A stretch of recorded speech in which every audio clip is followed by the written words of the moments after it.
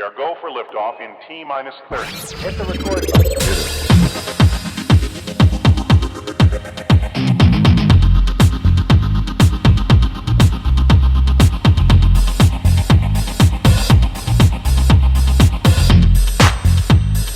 Gosh, that's swell.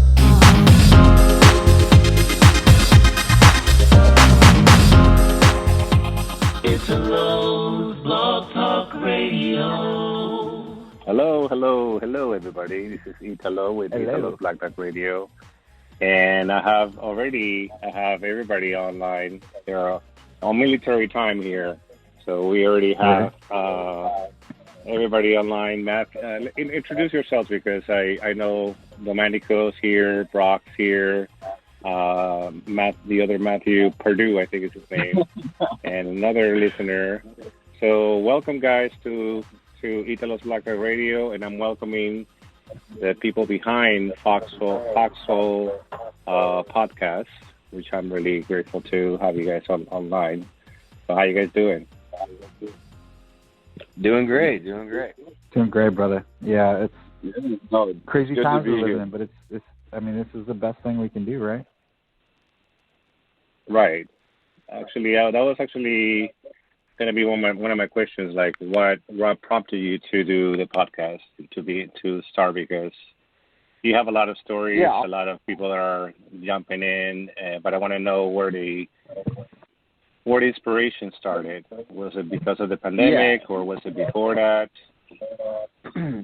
No, we had the idea of the podcast for a long time. I came up with it. I wanted to incorporate veterans into the Foxhole Theater Company. I was trying to figure out a way to do that, and and also have it be kind of like a community outreach aspect of our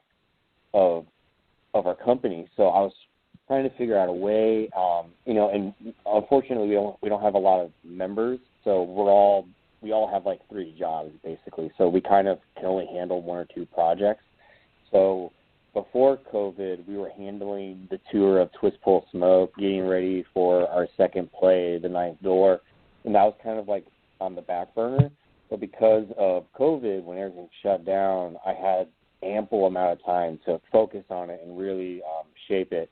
That was the one thing. And then secondly, what really inspired me is, unfortunately, I did have a couple friends who we lost this year to, suicide and being part of the 22, and that really motivated me to, get these stories out there, letting vets know you're not alone, giving them a sense of inspiration, giving them a sense of community through podcasts. Right. Can you expand a little bit about the 22? Because I knew this before, but tell the audience what is that represent, the 22? Yeah, sure. Brock, you want to answer that? Yeah, of course. So the 22 a day basically is, on average the VA puts out numbers. 22 veterans on average commit suicide daily, or lost to suicide. There are more deaths to suicide within the military community than there are in the war in Afghanistan and Iraq put together, and that is for a year, over 19 years. The war in Afghanistan actually just surpassed the Vietnam War to be the longest in U.S. history, and that goes beyond just what we're. And that's kind of the point of the podcast as well. But the 22 a day really represents those people that slip through the cracks, that we want to reach, and that I think a lot of nonprofits, a lot of people want to reach. And what a good way to do it. It just so happened that it came down to like COVID hit, but we were like you said, we were conceptualizing the ideas and getting things on their feet before COVID, and then it just became more important and more of a focus of ours because we couldn't do live theater, and we were kind of put on the back burner there for a minute, but we had to kind of pivot and adapt like everybody has had to. And, you know, the funny thing about the 22 a day is it's not relegated to 22 a day. That's basically only the numbers that are reported to the VA. And that's kind of shocking. So, you know, you got veterans out there who maybe never report to the VA, never register, so they're kind of lost in the mix. So those numbers don't accurately get represented. It's just kind of it's a very social media friendly, like hashtag 22. You guys see the 22 people, you know, 22 push-ups a day for each veteran, and it's great. It's wonderful to get behind, but in fact, those numbers, you know, could be bigger or smaller on any given day. But you know, it's kind of the gist of it. Right. So now you've done already a few podcasts. You're, I think, on episode 7 now. What were you surprised about the first interviews thus far that you had? Pardue, you want to jump in? Yeah. Like what we're surprised. Okay, so a lot of the time, these veterans will kind of have a lot of information. They'll be willing to kind of go, sometimes go endlessly, and you just have to give a little bit of a push and get them, and then they'll get started on a story, or kind of they'll be able to go and talk for a while. But in more recent interviews, we've had instances where we have to kind of try to coach out some information a little bit more.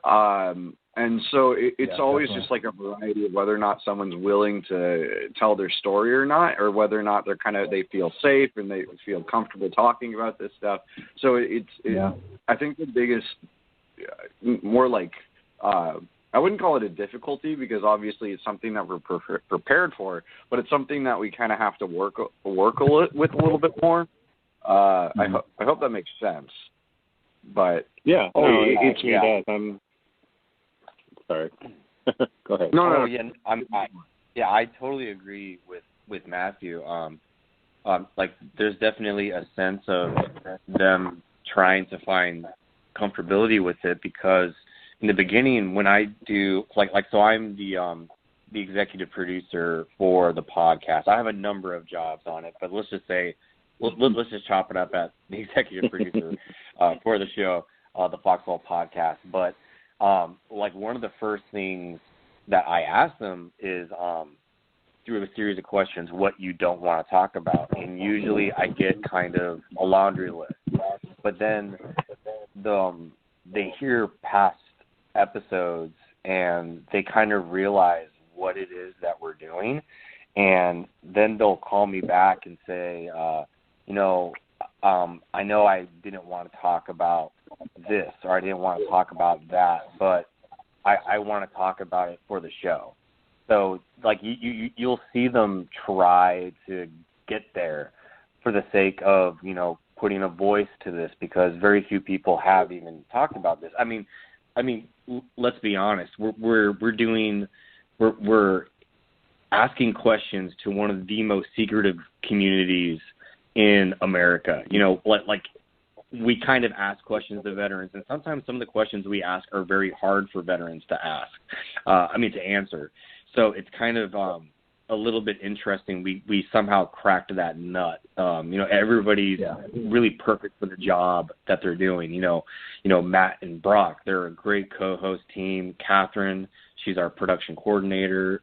Me, oversighting all of it. And I think that's the reason why it's done so well, is that, we have everybody really working together, and they're really just perfect for the job. Right. Yeah, and actually, I understand what you're saying, because sometimes, especially with my guests, and I tell them it's going to be this long, and it takes a little while for them to loosen up, and then towards the end of the show, I'm like, man, I wish I had another 45 minutes, because you guys, at that point, when they get warmed up and they all open up, and that's where you get the best material, in my opinion. And of course, people are different, but that's what I find out the most is that they have to trust you. They have to be everybody, has, especially in the military. I would assume you're more standoffish until you get to open up, and then you hear the support from you guys. So that's I can understand. You know what makes it, and sorry to cut you off, but you know what makes it hard, besides what we're experiencing, right, is delay and all that kind of stuff. What makes it really hard, I think, that stands out right now especially, is the fact that we can't really do these interviews in person yet, and there's no facial, there's no sort of like the breaking the ice. When we first actually we're going through the concept of it, we actually, we'd like to do in-person interviews and get these veterans to be relaxed. We even thought about, we brainstormed, what if we had a pre sort of get to know you interview while we're doing something active, like we're going on a hike or something like that. You know what I mean? And I think we're missing that right now because we just physically can't do it. But it also is the nature of podcasts, and I think is really fascinating about radio and the spoken word and voice, is that we're connecting to that again, as a society, and people do want to hear these things. They want to hear these. And I think more veterans, as they hear, like Matt said, that other people in their community are opening up about these things, it makes them much more apt to open up themselves and be, and tell their story sort of unbridled and just let it all hang out, basically, because there's no judgment, and we make it very clear. And the cool part is with Pardue, with us, kind of co-hosting it, it is really cool because we get that civilian side of it. So we're bridging that gap of, hey, if you're a civilian and you have questions about something, there's very few degrees of separation. Everybody knows a veteran, whether it be in their family or somebody they work with or whatever. Everybody knows somebody who served, and some people are not real open to talk about it, like we said. But some people are just better speakers, and the cool part is breaking out some of the rawest moments happen when those people that aren't used to talking about their stuff open up. With Matt's uncle, Manuel Echeveste, there were just some really pivotal moments in that interview that just we were all kind of flabbergasted. He would go into detail about certain things, very succinct, but it was just the way he said it, you can't fake that. That's not something you can just make up. And that's why these things are so crazy, is because these stories are real, and we gotta listen to them. We gotta have them for record, because they're too important to to pass up. Right. Yeah, I actually listened to that. I think I listened to that episode. I was walking around the park, and I think he went to Europe, and he had that story about going to Europe and staying there for about a year or something like that. Was that the story you're talking about? That was okay. So that was Pardue. Why don't you? That's Pardue's father. Oh yeah. Right. So. Sorry, it's a little bit hard to hear sometimes over the microphone. Could you repeat the question one more time? No, I was just recalling the episode where I think it was, I don't know whose father it was, but it was a story where he got stationed in Europe, and then after the service, he decided to spend a whole year. I think it was. I don't know how long it was, but it was really great, because I wouldn't expect that from a military from this kind of podcast, So that story I actually had heard. This was one of the first stories I ever heard from my dad from his time in the service. It was interesting because it was how he was relating to me during one of the parts in life that I was going through that was a little difficult. And so I went brought that story up because like in the conversation in the pre-interview, because I was like, oh, this is something that I want you to talk about, because this is how I remember relating to you when I was a lot younger, because he told me about this probably when I was 18, 19 years old, and this is just, it's something that I've always a little bit like envied him for, because I want to go to like, I want to be able to travel around Europe all the time. Like, I want to be able to do this. But it's interesting having your father on the call. I mean, from Matt's, like from Domenico's perspective, we've had plenty of his family members on the calls as well.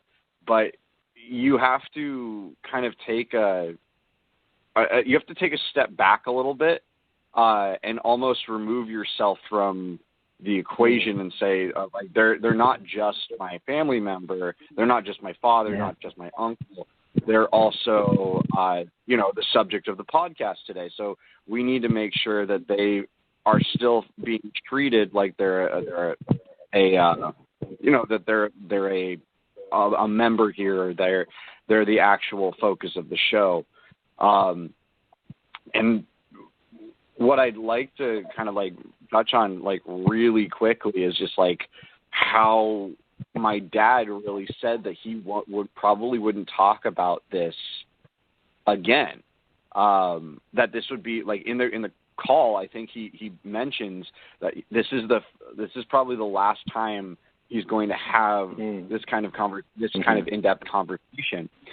And I feel like this might be true for a lot of our older veterans, that we have a lot of people on here that are just, this is going to be the last time that they're going to be telling these stories, because they just haven't really had the opportunities, or it's never going to come up again.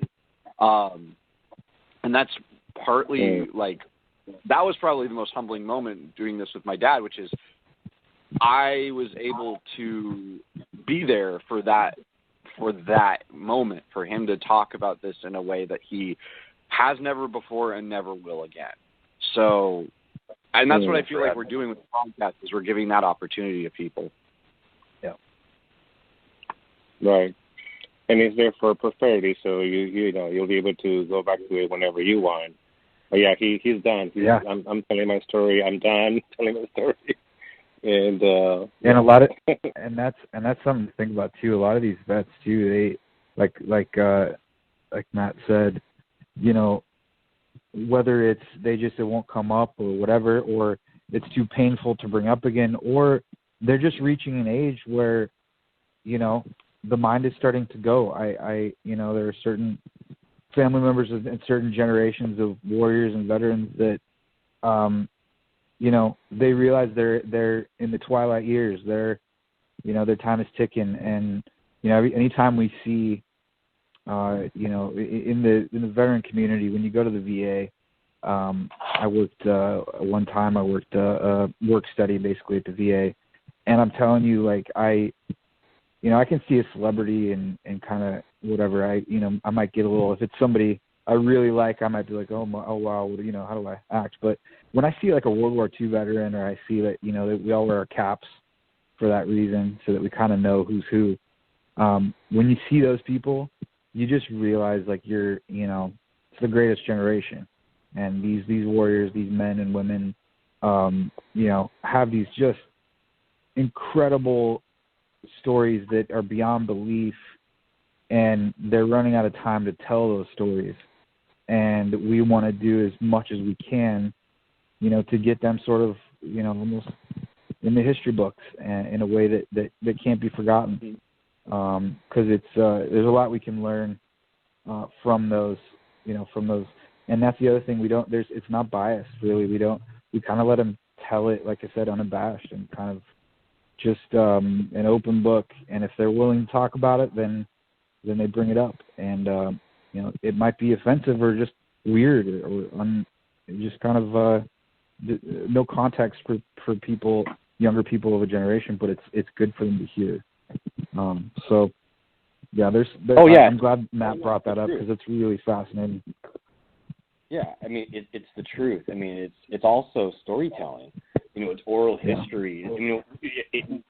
Like the show is a little bit journalism, a little bit entertainment, and a little bit storytelling. And this isn't, some, writer in Hollywood wanting to take artistic license with something, Like this is the actual story of what they did. And we want to archive those stories, so future generations can hear. Like, speaking of World War II, we have an actual World War II Navy vet who was on the USS Bellawood coming on to the show in November, and it was amazing hearing his pre-information, which is what I do with them when they first call.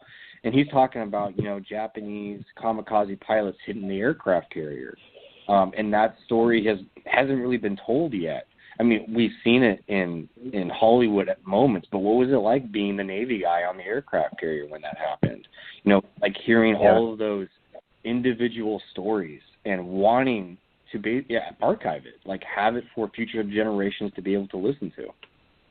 And you know what's crazy about that too is it's not just a lot of the stories that get told are told by those with the fattest rack of medals or ribbons on their chest, who are, and I'm not taking anything away from, special ops, and you hear a lot of Navy SEAL stories. It's very Hollywood to hear, and there's nothing wrong with that. They're badass people. They're badass dudes, like, straight up warriors. And those guys, they have a lot of crazy stories to tell, but it's not always heroic, and it's not always, there's not always a happy trail at the very end. There's a lot of self sort of soothing and therapy that these men and women have to come to terms with. So a lot of the stories that we get are told from, the grunt's perspective, not the generals, the grunt's perspective. And we have officers too, no doubt, but it is told from, I think, a point of view that most veterans can attest to. The vast majority of the population can attest to. So, and have you guys received any response from your audience, your listening audience? Like, has anybody come out of the woodworks and say, "Hey guys, I just came across your podcast. I want to be on it"? Has there anything like that happened so far? Thus far? Oh yeah, all the time. I'm really big about social media.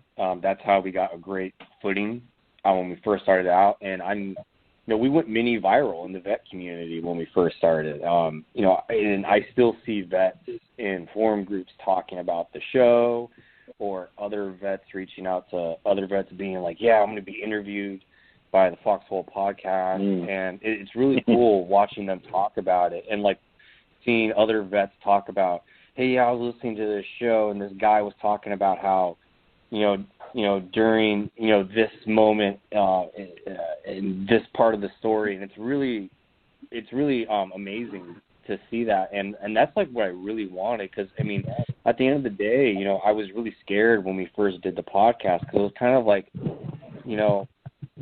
who wants to put out their life story and nobody listens to it, So I was really nervous at first. Like, I really hope, we get, at least 50 downloads a week. I want these stories to be heard and listened to.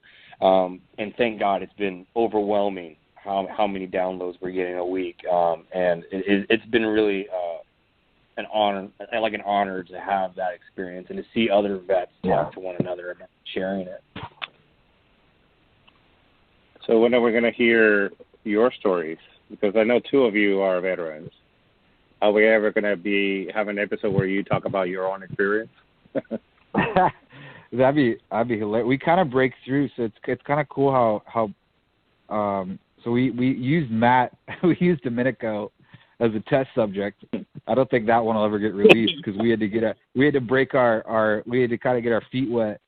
And that was a little crazy. We might have to do it again. We pull it all back, draw the curtain back, and do a one-on with Matt. But I think what's cool about how Pardue and I kind of co-host is he did it last episode too. I think the episode before, he kind of like asked me a couple questions in the pre about my service and how it kind of relates and that kind of stuff. And I always kind of like, I'm, you know, especially with any vet, like get on, and anybody who's Navy or has served during my period, you know, that's kind of what Pardue is there for too. It's like to hit the brakes, because we'll get out of control with the acronyms and the lingo, and it's like nobody's gonna understand shit if we're just like going off. But yeah, Pardue's been really good about kind of asking me those questions to kind of lay out a little piece at a time of what I did. So well, for me, it's kind of it's for us listeners, not really. I actually appreciate having you use the acronyms and everything, because it gets you in the lingo of things. Even if I don't understand half the stuff you guys are saying, I still like it, because it's okay. Let me look it up, or you guys explain it. It's like, wait, pause right here, explain what that means, and so that's cool, because we get educated. Yeah, 100%. I'm sorry, I was cutting somebody off. Oh no, it's fine. I was gonna just mention that the interview with Matt, when we originally did it, was really because we have a whole equipment setup for myself and Brock, and it was kind of like we went in blind with it. So yeah, for sure. The interview with Matt, we were really just focusing on the equipment, but it was a great interview, and this is the fun part about it, which is if we had recorded the whole thing and kept it, I'm sure it would have made it on the show. Totally. But we totally just split it in half and ditched it. And we were like, we're gonna have to re-record it. But we started to get too deep, and we that's so funny. Yeah, it was a wonderful like, you know, test run. But I'm sure we're gonna have to interview Matt again. And then when it comes to like Brock, as said, I'm gonna try to get as much information. Well, like I try to wheedle that in. I think this next episode that's going to be released is the episode that I start asking him questions and such. But then when it comes to me, I mean, I'm not a veteran, so I sometimes feel like, you could ask me questions about my life, but when it comes to like service, the only thing I have is family, and then I'm going to be bringing them on to ask them questions. So, it's kind of a weird spot. No, go for it. Yeah. No, that was it. That was the last thing. Well, I think what you said too. I mean, it's also about like correlating and kind of comparing it, not comparing it at all, but just kind of finding a place to kind of relate in an area like the civilian world. And you came close. I know Pardue mentioned it in a couple of podcasts that, he came close to possibly joining like the Air Force. And you got like, the recruit, all that stuff. And so, I mean, everybody comes kind of close, but it's actually very cool that he has that aspect of it, that he has that point of view, because it does help the listener who has zero experience whatsoever, kind of relate in the same way. And also, like, Pardue's position as the civilian co-host, I like to think it's actually the most important job on the show, because, we, like, Brock and Matt represent the communities of the veteran and the civilian. And then you have one person from the veteran community coming on the show and very specifically telling their story. And, Brock is representing, how can we as the vet community make a difference? How can we change? And I like to think Matt, his position, like, what can we do as civilians? What can we do to help? What can we do to change? What are some of the things that we can do that could possibly make the transition easier, or being when you're in, like creating that bridge of dialogue. I think that's such a tremendous, And Pardue literally has to, like, it literally is laying out too, like, the questions that civilians that have family members who are veteran service members, the questions that they can ask. You know what I mean? the questions that they themselves, in a way that Matt does it, and he does it in such a way that it's a comfortability thing, and that trust is built. But hopefully they can use it as kind of a roadmap to say, like, it is okay. It's possible to ask these things, and when they're ready and in the right, you just have to kind of prep it in the right way. But yeah, Matt, I agree. It's incredibly important. Right. Actually, I myself, when I was talking to Domenico, this is like 2 years ago? No, 2018. We were talking about the festival that was about to happen, and he was presenting Foxhole stories on the stage. Mm-hmm. And when he told me the story, I wasn't really into it because I wasn't a fan of war films or war stories. But then I saw the show, and what struck me the most was the story of the wife or the family member who has to deal with a veteran who has PTSD. And T-Dog, Brock, you were amazing. I keep telling everybody, it's like, you have to see the show because you're going to be so traumatized. And but he was thank you, bro. But he was a great role. It was a great role. I was like, wow. I was just floored because I was like, if there could be more exposure to veteran stories like that in a theatrical way, but now you have the podcast, which is even more real. You know, it's not a theatrical. It's not rehearsed. I think it's amazing. Thank you, man. Yeah, that was an undertaking. Yeah, I mean, it was definitely a different approach going from, Twist, Pull, Smoke to, Ninth Door, and Matt was going to be in that. I met Matt last summer at Theatricum, and he was an incredible actor to work with, and I wanted him to be snatched up by us, and thank God it worked. And COVID happened, and I was and I was thinking of what to do on the next step, and it was kind of like, we could either do what everybody else is doing, which is like Zoom and online, and I remember there were a couple company members that really wanted to do it. They were kind of not harping it, but they were like, everybody's doing it, we should be doing it. And I said, well, guys, when we do something, like, we go all in. Like, we try our best to make it, not only a commercial success, but an artistic success. So we're going to put a lot of effort into this, and it's most likely going to continue on. So my question is, once COVID releases, like, it's done, and we all have vaccines, my big question is, are people going to sit in a chair and continue to watch online theater once COVID is over? Like, that is, like, my biggest question. And I always brought that up, and then we kind of landed back on the podcast. It's already a big market to begin with. It's still in the beginning stages. It's only been around for, like, the last 10, 15 years. And about 5 years ago, they started having, like, really big money show up into podcasts with advertisements, awards. Like, I swear to God, every celebrity and their mom has a podcast now. What was it? I saw the other day, Matthew McConaughey has a freaking podcast about him being a dog and going on like an adventure. Mouth breathing. I was like, him mouth breathing. Yeah. I was just like, my God. Not even going.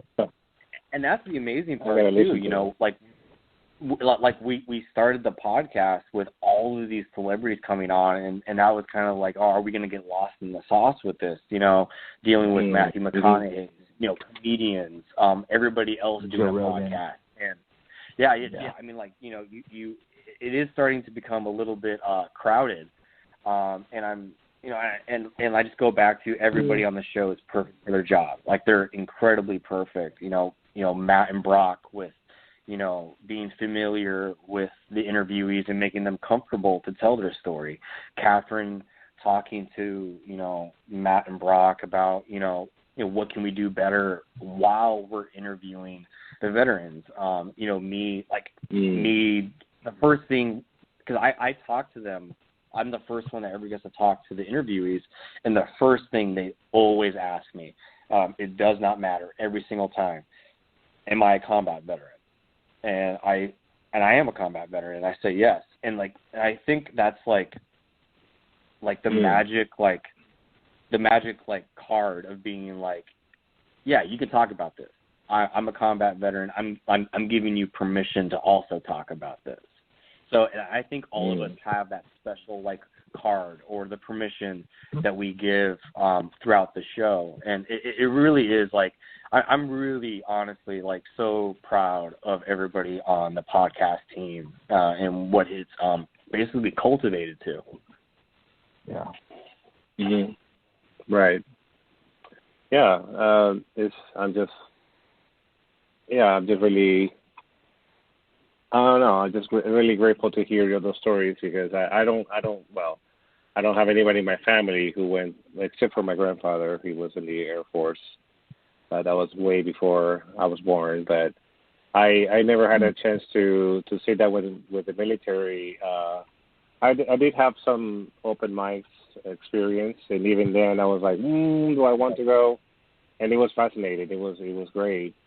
But then listening to the stories and getting comfortable with the people and understanding that they're just human. They're not superhero Avenger style, like, it's just like, grab 10 guys and crack their necks. And it's not, it's understanding that they're just, human. They're just, there's nothing, I don't know. There's something extraordinary about anybody who's been through that, of course.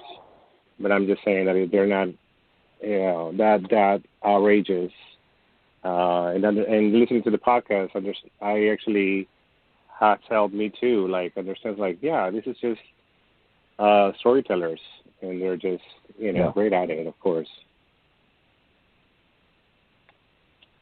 And they experience something too that is that in their own way they tell, and that's the really fascinating part too. Is everybody is diverse as our city of LA. The LA itself. But that was one of the most fascinating things about serving is I was exposed to people from all. I was on the USS Kitty. I was on a big aircraft carrier. There's almost 6,000 people on board. It was like a little floating city. And I'm telling you, it was literally the United Nations of, there were Cubans, there were Puerto Ricans, there were Filipinos. I got exposed to just like every walk of life, and everybody had their own reason for serving and, why they were going to stay in and the culture. And it honestly, a lot, whether you were racist or whatever beforehand, everything usually got squashed to a point where like you have to know no matter what that this guy, this man or woman is going to have your back, can pull you out of the fire essentially. And that's what you bring back. We're all just humans, like you said. We're all just, and while you're in, this is the other fascinating thing. While you're in, you just see a lot of times you feel like another face in the crowd. You feel like you're just a number, a peon. A lot of times you're just like, I can't wait to get the hell out of here. When you finally get out though, and you have time to decompress and take it all in, that's generally when you take in like the pride and you see where your community's hurting, because you still want that camaraderie. So it's being human and coming back to experiencing something so outrageous and maybe out of necessity, but for whatever reason, experiencing something so out of place, and then coming back to the civilian world after you've been broken down and trying to fit in again. And that's what this is all about. It's exactly what this is about. And why the podcast is so important is because, like you said in the beginning too, I've had guys that I served with that I haven't talked to in 10 plus years that were in the Navy with me that reached out to me and said, hey man, like, I want to know what you're doing, and I'm on this track. I'm doing this now with my life, and I've told other veterans about it. That's the whole point. It really is the whole purpose. And it's cool to see it come to fruition. I'm proud of, like Matt said, I'm just proud of everybody, and I can't wait to see where it goes. Right. Oh yeah, I mean we're on track for amazing things. I mean we're over 50% of all podcasts on Apple. We're actually floating in between top 25, top 15% on Buzzsprout. Right. And yeah, I mean it's really amazing. I remember when the first week we got like over 600 downloads, and I thought that was like normal. And then I started talking to other podcast forums, and I was like, yeah, so is this normal? And people were like, they thought I was trolling. They were like, nobody gets 600 in 1 week. You know, like who's your connection?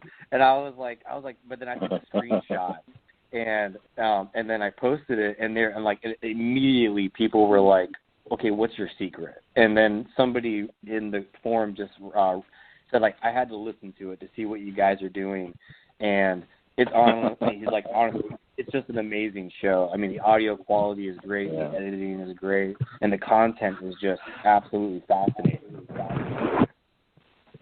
Right. Oh, yeah, and it is. It's great content, but the stories for me, it's a story. So I don't know what it is, what means stories, but I think it's finding out different stories or different eras too, because not only do you focus on different this generation, you go back to back in the days in the 30s and the 40s and whoever you can get in between. So that's actually fascinating to see how it's throughout the history, throughout the decades. It's changing. But anyways, guys, this is actually been, and I always regret doing this because it's fascinating already, but I do have to kind of wrap it up. But I do want to tell the audience how do they get a hold of you guys through Facebook or, well, of course, the podcast. Yeah. How do they do that? Yeah, you can reach out to us on our Instagram profile at Foxhole Stories. You can go onto our website at foxholestories.com. And we're on every major platform that has podcasts. Just type in the Foxhole Podcast. You can, and I'll post it. Also, oh, sorry. Go ahead. Oh no, I was just going to mention that if anyone out there is actually knows any of us, any of the, like myself, Brock, or Matthew, contacting us directly, if that's easier, is also an option. I'm pretty sure. I mean, I'm speaking for all three of us here, but I'm pretty sure the other two guys will agree with me that. I've had people on my Instagram wanting to get on the show, so it's totally fine. All right, cool. So I'll post all the information below. If you listen to this because I'm also now on Spotify, guys. On Spotify, I'm giving these, the podcast for reals now, because I was just doing it on YouTube, but now I'm actually getting serious. So this will be on YouTube. I'll put all the information on YouTube and of course on the other platforms, Anchor and everything else. But yeah, if you want to listen to the podcast, you should give it a listen to. I do want to thank you guys for your service, for Matthew, for Domenico and Brock, and of course everybody who's listening to the show and whoever has been on the show. You're doing a great job. Thank you for your stories. But again, guys, thanks for listening. You didn't see this coming, and I'll talk to you guys later. We are go for liftoff in T-minus 30. Hit the record button.